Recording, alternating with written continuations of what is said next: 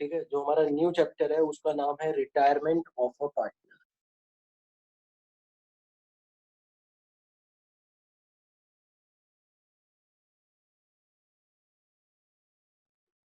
ठीक है, retirement of a partner में क्या होगा कि जो हमारे एग्जिस्टिंग पार्टनर्स हैं उनमें से एक पार्टनर चला जाएगा, रिटायरमेंट ले लेगा वो।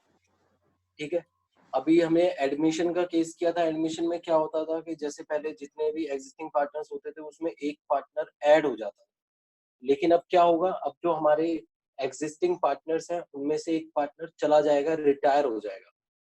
ठीक है, और हमने पहले भी पढ़ा था कि जो change in profit sharing ratio के क्या क्या हमारे रीजन होते हैं। सबसे पहला होता है एडमिशन, रिटायरमेंट और डेथ ऑफ अ बाद पार्टनर, होता है रिटायरमेंट, म्यूचुअल एग्रीमेंट, फिर इसके बाद है डेथ, और लास्ट है म्यूचुअल हमारा म्यूचुअल एग्रीमेंट। म्यूचुअल एग्रीमेंट हमने चैप्टर नंबर 4 में किया था। ठीक है, चैप्टर नंबर 5 में हमने एडमिशन कवर कर चुके हैं। अब हम रिटायरमेंट की बारी है, अब रिटायरमेंट है हमारा।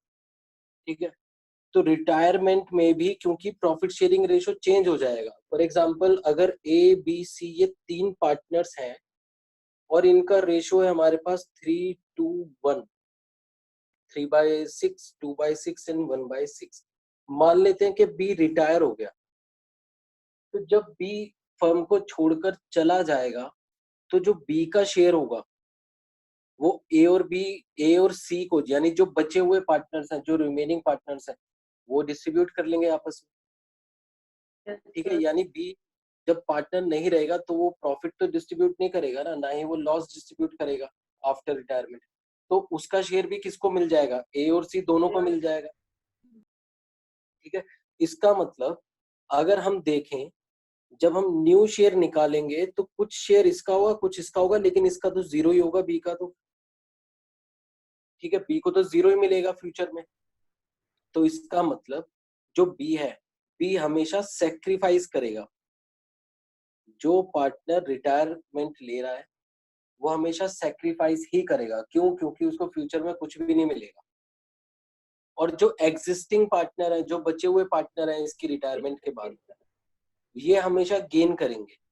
ठीक है, या तो हो सकता है कि बी का पूरा शेयर ए को मिल जाए तो सिर्फ ए गेन करेगा। ठीक है, या फिर बी का कंप्लीट शेयर सी को मिल जाए तो उस केस में सी गेन करेगा, या फिर दोनों कुछ कुछ इसको बांट लें आपस में तो उस केस में दोनों गेन कर जाएंगे। तो कहने का मतलब ये है कि जो पार्टनर रिटायर हो रहा है वो तो हमेशा सेक्रीफाइस ही करेगा। ठीक है सर, इसमें क्या क्या चेंजेस होंगे क्वेश्चन में? बेटा इसमें कुछ भी चेंजेस नहीं होंगे, बिल्कुल सेम वही फ्लो रहेगा। पहले हम रिवैल्यूएशन बनाएंगे, रिवैल्यूएशन अकाउंट के बाद सेकंड हमारा होगा कैपिटल अकाउंट। ठीक है, फिर उसके बाद बैलेंस शीट। हाँ, और कैपिटल के अंदर हमें गुडविल की एडजस्टमेंट भी करनी है, बिल्कुल सेम जैसे करते हुए आ रहे हैं। क्या अब क्योंकि इसमें मैं गुडविल के ट्रीटमेंट की बात करूंगा कैपिटल अकाउंट्स के अंदर। ठीक है, अब मुझे बताओ, अगर हम गुडविल की बात करें तो एक पार्टनर जा रहा है। पहले वाले चैप्टर में कोई पार्टनर आ रहा था, एडमिशन का केस था वो।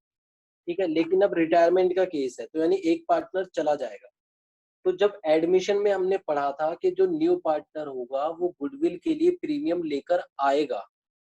ठीक है, लेकिन रिटायरमेंट में क्योंकि एक पार्टनर चला जाएगा तो वो अपनी गुडविल का शेयर लेकर भी जाएगा। ठीक है, तो एंट्री वही होगी कि gaining partners debit to sacrificing partners. अब इसमें बस ये होगा कि कोई भी कैश में प्रीमियम लेकर नहीं आएगा क्योंकि एडमिशन का केस नहीं आई। ठीक है, बल्कि हो सकता है वो गुडविल के लिए कैश निकाल कर चला जाए।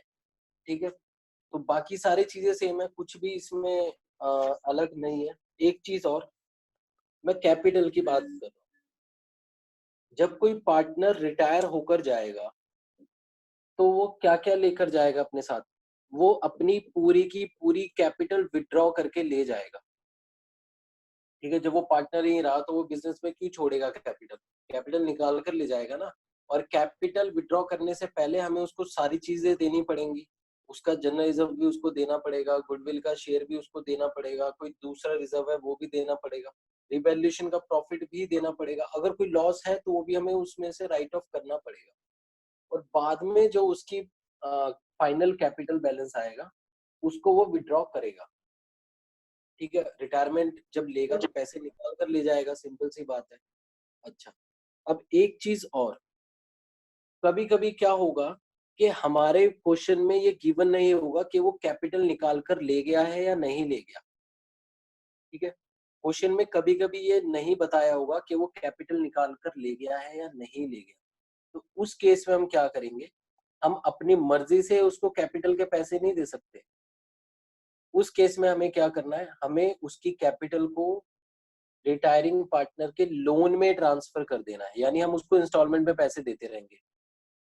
ठीक है, तो जहां पर हमें कुछ भी गिवन नहीं होगा कि वो अपनी कैपिटल विड्रॉ करके ले जाएगा या नहीं ले जाएगा, ऐसा कुछ भी हमें नहीं बताया होगा, वहां पर हम उसकी कैपिटल का पूरा बैलेंस, पूरा अमाउंट उसके नाम से एक लोन अकाउंट ओपन करेंगे और उसमें ट्रांसफर कर देंगे। जब हम क्वेश्चन करेंगे तो बहुत अच्छे से समझ में आ जाएगा। अब सारे चैप्टर्स हमारे इसी कॉन्सेप्ट पे चलेंगे कि रिवैल्यूएशन अकाउंट बनाना है, गुडविल की एडजस्टमेंट, सारी चीज बिल्कुल सेम वही चलेंगी। ठीक है, तो इसमें टाइम वेस्ट ना करते हुए हम क्या करेंगे, हम क्वेश्चन स्टार्ट करेंगे। तो इसमें जो शुरू के, हाँ बोलो। लोन कैसे जा सकता है सर? हमने उससे पैसे लिए थोड़ी है, वो अपना कैपिटल विड्रॉ ही तो करेगा ना। अगर उसने विड्रॉ नहीं किया, फॉर एग्जाम्पल फर्म के पास पैसे नहीं थे तो हमने उसको कैपिटल नहीं दिया, लेकिन वो तो मांगेगा ना कैपिटल, तो हम क्या करेंगे, हम उसको लोन में कन्वर्ट कर देंगे। Okay okay sir. ठीक है, फिर हम उसको इंस्टॉलमेंट में पैसे देते रहेंगे। कैपिटल हम नहीं रख सकते, अगर हमने कैपिटल ही रखा आफ्टर रिटायरमेंट तो वो पार्टनर रहेगा। ठीक है, और जब दो पार्टनर है तो तीन कैपिटल अकाउंट कैसे हो सकते हैं हमारे पास, नहीं हो सकते। Yes sir. ठीक है सर, ओके। चलो इसमें अच्छे से क्वेश्चन स्टार्ट करते हैं। तो क्वेश्चन नंबर 35 तक मुझे लगता नहीं है कि ये क्वेश्चन हमें करने चाहिए, क्योंकि बहुत सिंपल क्वेश्चन है। चलो हम करते हैं क्वेश्चन नंबर 37। ठीक है, क्वेश्चन नंबर 37 करते हैं।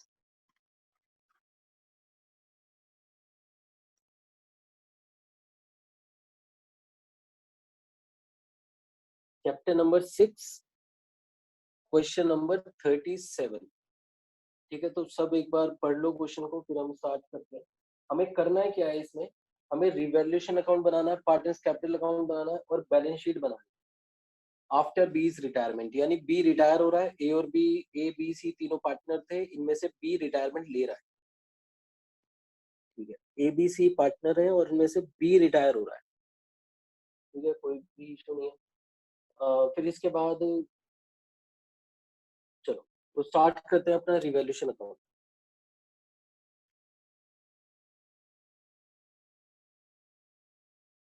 वैसे तो सबको ही बहुत अच्छे से आ गया होगा रिवैल्यूएशन बनाना। Yes sir. सबसे पहले क्या करेंगे हम, पॉइंट ए में गुडविल की वैल्यू दी हुई है तो इसका हम यहाँ पर कुछ भी नहीं करेंगे। बी पॉइंट में stock, land and building are to be appreciated by 10%। तो स्टॉक भी इंक्रीज हो रहा है और लैंड एंड बिल्डिंग भी इंक्रीज हो रही है 10% से। 10% से हम इनको इंक्रीज कर देंगे, तो लैंड एंड बिल्डिंग 3600 से इंक्रीज होंगी और हमारा स्टॉक 2000 से इंक्रीज हो जाएगा। ठीक है, फिर नेक्स्ट है हमारा plant and machinery and computer printer are to be reduced by 10%। तो प्लांट एंड मशीनरी पे कुछ रिडक्शन हो रहा है और कंप्यूटर पे रिडक्शन हो रहा है, 10% रिडक्शन हो रहा है। तो प्लांट एंड मशीनरी 2800 से कम हो जाएंगी और कंप्यूटर हमारा 800 से कम हो जाएगा। ठीक है, पॉइंट नंबर डी है sundry debtors are considered to be good. Sundry debtors हमारे गुड होंगे, यानी कोई भी बैड नहीं होगा। तो जब कोई सन्ड्री डेटर्स में से हमारे बैड डेट्स होंगे ही नहीं तो हम प्रोविजन को क्यों रखेंगे अपने पास, प्रोविजन को हटा देंगे। प्रोविजन को हटाएंगे तो फिर क्या हो जाएगा, हमें प्रॉफिट हो जाएगा, क्योंकि लायबिलिटी होती है और प्रोविजन कम होगा तो प्रॉफिट हो जाएगा 20,000। ठीक, ठीक है। ये पॉइंट समझ में आया? हम प्रोविजन क्यों बनाते हैं? जहां पर हमें लगता है कि लॉस हो जाए। जब लॉस ही नहीं होगा, क्वेश्चन में बोल दिया कि हमारे कोई भी बैड डेट्स नहीं होंगे, सारे डेटर्स गुड हैं, अच्छे हैं, तो इसलिए हमने प्रोविजन को हटा दिया। आगे चलते हैं। Point number E. Point number E for elephant को बहुत ध्यान से पढ़ो। There is a liability of 2000 for the payment of outstanding salary to the employees of the firm. This liability was not provided in the balance sheet, now it is to be recorded. तो 2000 की outstanding salaries थी, लेकिन हमने इसको record नहीं किया था। अब इसको रिकॉर्ड करेंगे तो क्या हो जाएगा? हमें लॉस हो जाएगा, क्योंकि ये लायबिलिटी है। टू आउटस्टैंडिंग सैलरी 2000, ठीक है, इसको रिकॉर्ड कर दिया। आगे देखते हैं। आगे पॉइंट नंबर एफ में हमें दिया हुआ है amount payable to be is to be transfer to इस लोन अकाउंट, यानी जो बी की फाइनल पेमेंट आएगी कैपिटल की, उसको हम लोन में कन्वर्ट कर देंगे। ठीक है, तो इस क्वेश्चन में हमने ये पढ़ लिया, इन्होंने बता दिया। चलो रिवैल्यूएशन अपना क्लोज करते हैं। तो रिवैल्यूएशन में हमें क्या होगा? का मेरे प्रॉफिट, प्रॉफिट ही होना चाहिए। तो 2000 का प्रॉफिट हो गया। ठीक है, 2000 का हमें प्रॉफिट हो गया।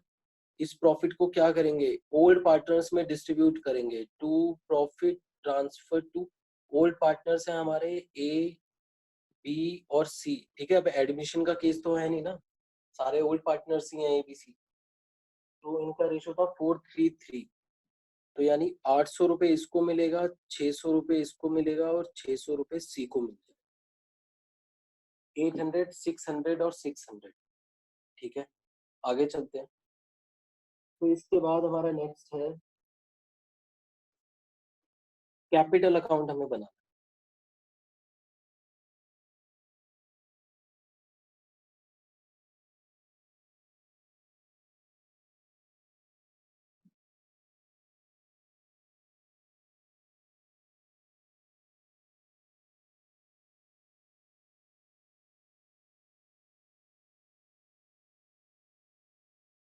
चलो, तो सबसे पहले क्या करेंगे? हम बैलेंस ट्रांसफर करेंगे। By balance brought down. Balance है 32,000,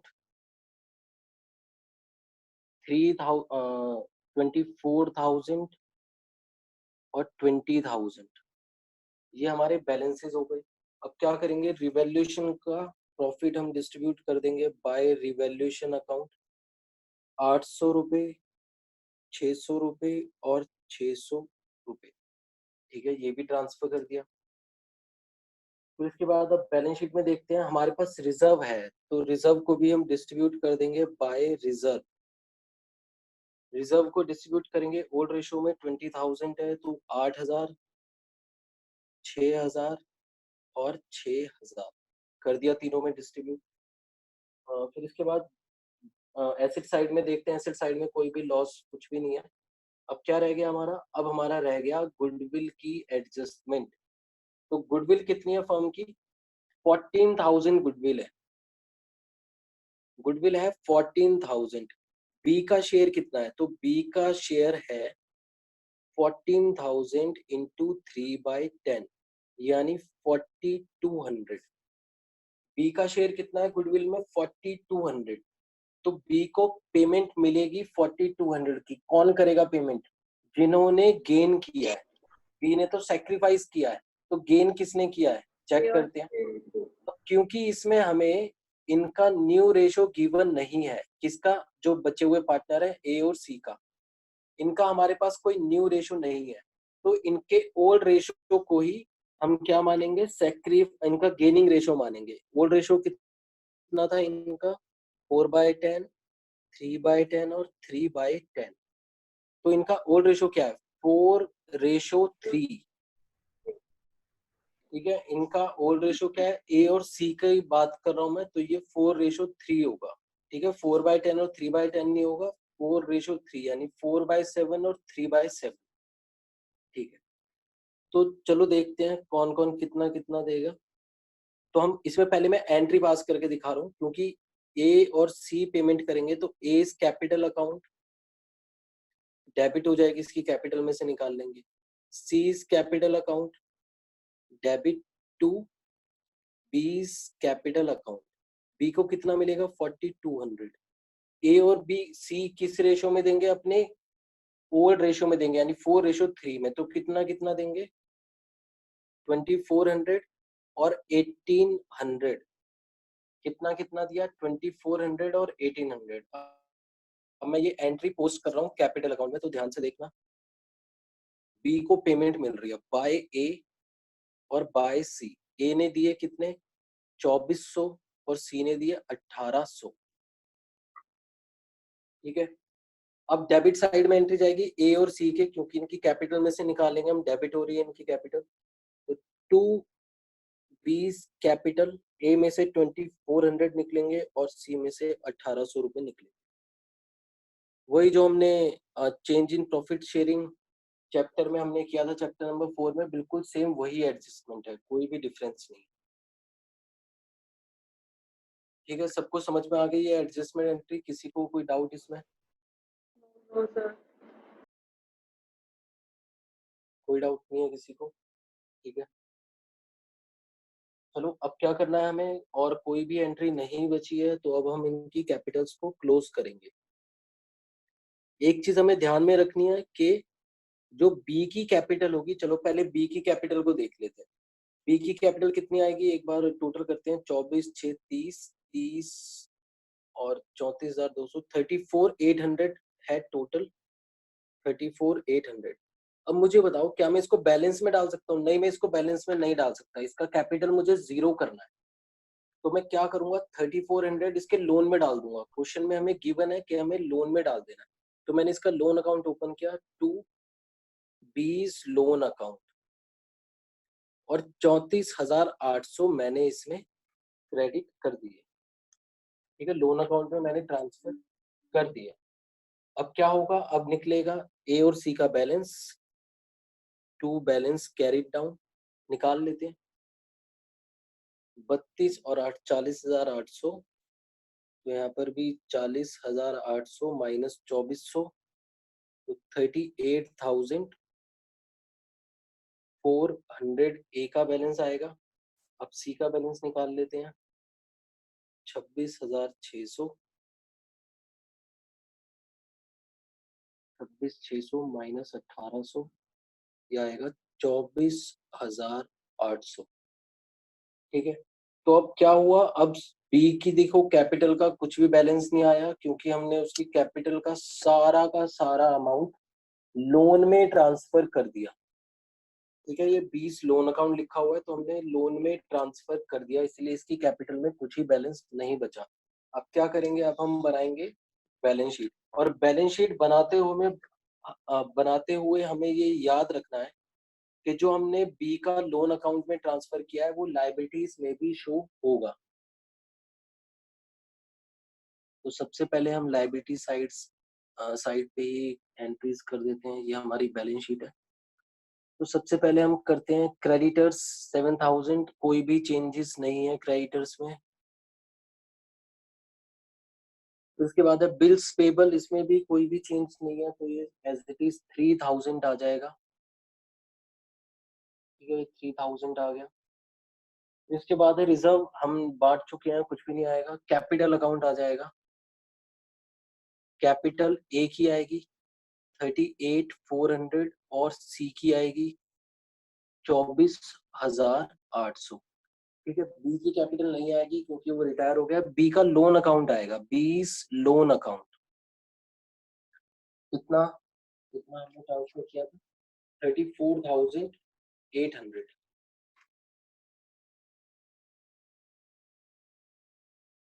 ठीक है, फिर एक हमारा आउटस्टैंडिंग सैलरी था जो हमने रिकॉर्ड किया था, वो भी आएगा। वो था हमारा 2,000 का। और देखते हैं, और कुछ था? और कुछ नहीं था। बाकी एसेट साइड पर, एसेट्स में लैंड एंड बिल्डिंग हमारी इंक्रीज हुई थी 10% से, तो ये हो जाएगी 39,600। प्लांट एंड मशीनरी 10% से हमारी कम हो गई थी, तो ये हो जाएगी 25,200। कंप्यूटर भी हमारा कम हो गया था 10% से। कंप्यूटर था 8,000, तो ये हो जाएगा 7,200। स्टॉक हमारा इंक्रीज हुआ था 10% से, तो स्टॉक हो जाएगा 22,000 का। डेटर्स हमारे, अब क्योंकि प्रोविजन रहा नहीं है, प्रोविजन हमारा खत्म हो गया है, तो अब डेटर्स हमारे पूरे के पूरे आ जाएंगे कितने, 14,000। ठीक है, अब आती है बैंक। तो बैंक में अगर हम देखें तो कुछ भी नहीं है, तो बैंक भी एज इट इज आ जाएगा। ना तो हमारे पास कोई पेमेंट आई है, ना ही हमारे पास से कोई पेमेंट गई है। ठीक है, अगर हम बी को पेमेंट कर देते तो बैंक कम हो जाता। तो हमें निकालना है टोटल। टोटल करो एक बार, लायबिलिटीज का टोटल करो, मैं एसेट्स का कर लेता हूँ।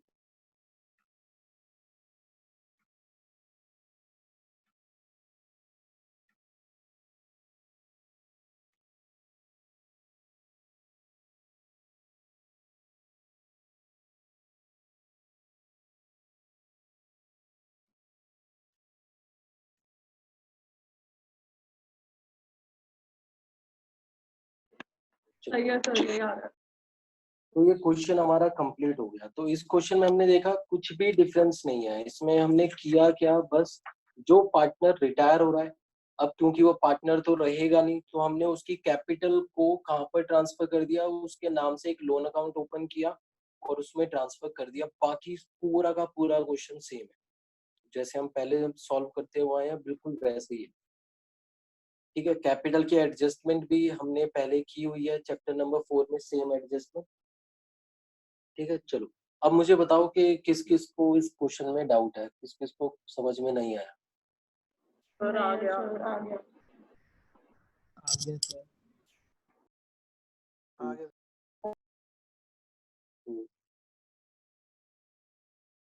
अच्छा बेटा, सबको मेरी वॉइस तो क्लियर है ना, क्योंकि आज मैंने थोड़ा सेटअप चेंज किया है। हाँ सर, क्लियर है। सही है सर। ठीक है, क्योंकि मुझे सभी बच्चों की बहुत कम वॉइस आ रही है, तो इसलिए मैं कंफर्म कर रहा हूँ। सर बस न्यू प्रॉफिट शेयरिंग रेशियो कैसे कैलकुलेट करते हैं इसमें? तो उसी रेशियो, अगर हमें कोई रेशियो नहीं दिया तो फिर तो वैसे लिखना हाँ, तो जैसे 4:3 ही रहेगा, फिर वो 4:3 हो जाएगा। हाँ, हाँ, इस क्वेश्चन में अगर, जैसे 4। हाँ बिल्कुल, मैं समझा देता हूँ। इस क्वेश्चन में जो पार्टनर्स थे वो थे ए बी सी, इनका ओल्ड रेशियो था 4/10, 3/10 एंड 3/10। अब इसमें बी रिटायर हो गया और इनका न्यू रेशियो गिवन नहीं है, तो हम क्या करेंगे, तो बेटा इनका रेशियो हो जाएगा 4:3, यानी 4/7 एंड 3/7। अगर कोई भी हमें इंफॉर्मेशन गिवन नहीं है न्यू रेशियो के बारे में, तो फिर हमारा जो इनका ओल्ड रेशियो था वही इनका न्यू रेशियो हो जाएगा। ठीक है, और वही इनका गेनिंग रेशियो भी हो जाएगा। यस सर, ठीक है, यस सर। तो सबको क्वेश्चन क्लियर है, बहुत आसानी से। अब होता क्या है, मैं एक क्वेश्चन और कराऊंगा। ठीक है, एक क्वेश्चन और कराऊंगा, और टाइम हमारे पास कितना है, टाइम है हमारे पास 6 मिनट। तो बेटा मैं अभी डिस्कनेक्ट कर रहा हूँ, फिर से ज्वाइन करो। क्वेश्चन नंबर 39 कराऊंगा। सेम क्वेश्चन नहीं है, उसमें चेंजेस हैं, इसमें हम पेमेंट भी करेंगे जो पार्टनर रिटायरमेंट लेगा। ठीक है, तो सभी बच्चे वापस से ज्वाइन करना। कुछ बच्चे क्या करते हैं कि ज्वाइन नहीं करते।